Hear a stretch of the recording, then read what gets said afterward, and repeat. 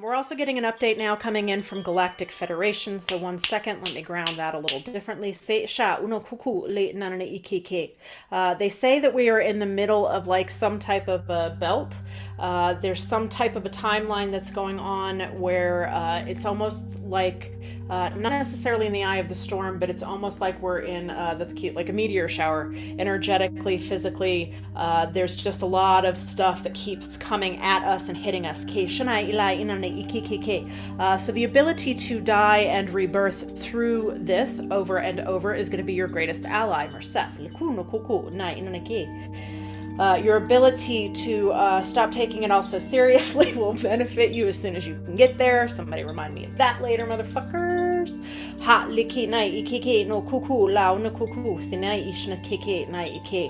They're also reminding us that they can't save or rescue us. That's been a theme coming up for a few of us in this last month.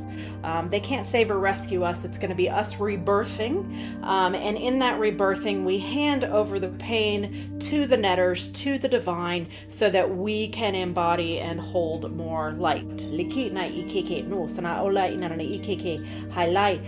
how does the Galactic Federation come onto this planet? They come through us. They become through us, as we have known, but it feels like it's getting to different levels of cellular texture. The texture of it is changing a little bit, so it's getting stickier for us. They say they're also working with the Ka in a different way. Where the Ka is being like the asteroids that are just kind of like getting stirred up. The Ka is also being busted up in different ways. So if you're feeling that where it just seems like everything is coming up at once, well, it is for greater for greater intent, for bigger and better is what they say. So recognizing that with each hit that you take, there is greatness on the other side of that. And maybe just laughing about it a little differently.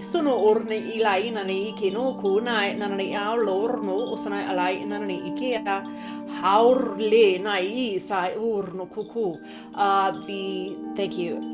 The preponderance, their exact word, of people waking up is going to continue to be quite entertaining for us all, because they're waking up in ways where it's almost like they're deer in headlights. They aren't really sure what to do. And then those of us who have been a little bit farther ahead, who are doing the work, are just kind of over it in different ways. So we may not always line up with those people when they're just waking up, because they're kind of like, oh my God, I'm so excited. And we're like, fuck. So not to take any of that too tenderly, or to see yourself as any less compassionate or caring. Thank you. This transmission today is coming through from the Hathors. And when things get really tough, they say go into the dreaming temple of Hathor at Dendara. It would be a really good place for your resting. If we can't get there physically, can we get there physically? Because that would be rad. If you can't get there physically, just go into the dreaming space of that temple. Those of us who have been granted access, thanks, in this last year have a little bit of an advantage. Okay.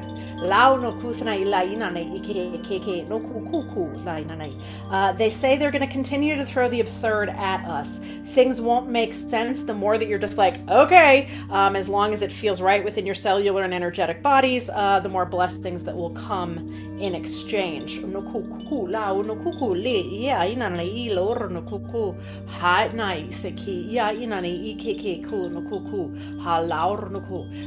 also say that the timelines are dissolving in such a way that everything is happening as you've probably experienced almost simultaneously, the death and rebirth simultaneously, the pain and the laughter simultaneously. So the distance between, the duration, there's their word, duration of that discomfort is also lessening, but sometimes it's more intense as we're going through that eye of the needle. Mimi, thank you so much for having your sweet pup on here, who is just reminding us of the goofiness of all of it. Where's our cats? Don't have cats in here today. We've got a golden retriever who's just like, in this one. It's perfect. Halaru no koku na ikike. Thank you. They also want to acknowledge that our abilities to bilocate have also activated, so you can be on multiple planes, multiple dimensions at the same time. This is not you making things up. Ego is a little tricky right now. Both the big ego and the little ego. Lo sanai lao no koku na ikike. Because the ego is going to continually fight to remain in 3D. So watching for that ego that wants to keep like bringing you back onto a dissolving, not just timeline, but dissolving plane of reality.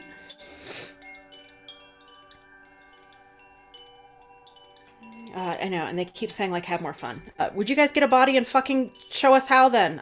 If anybody's figured out how to have more fun in this, would you let me know? And I'm happy to make sure everybody else does too, because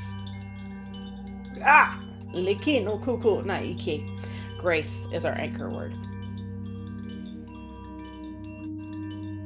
This closes the portal of transmission from the Hathors for today.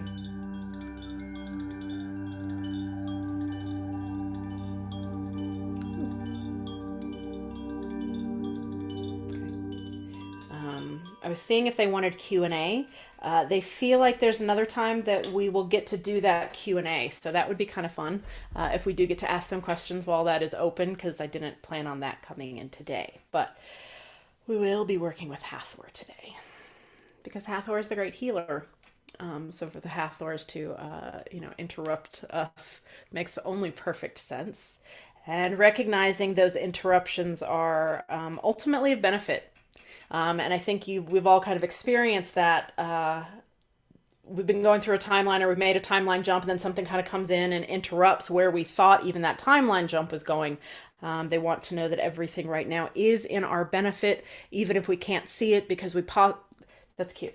We would need the eyes of flies to be able to accurately see everything that's going on, and we don't have I don't have those. Maybe one of you does. I don't have those yet.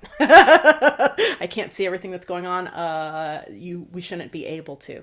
Heard. Liki na kiki.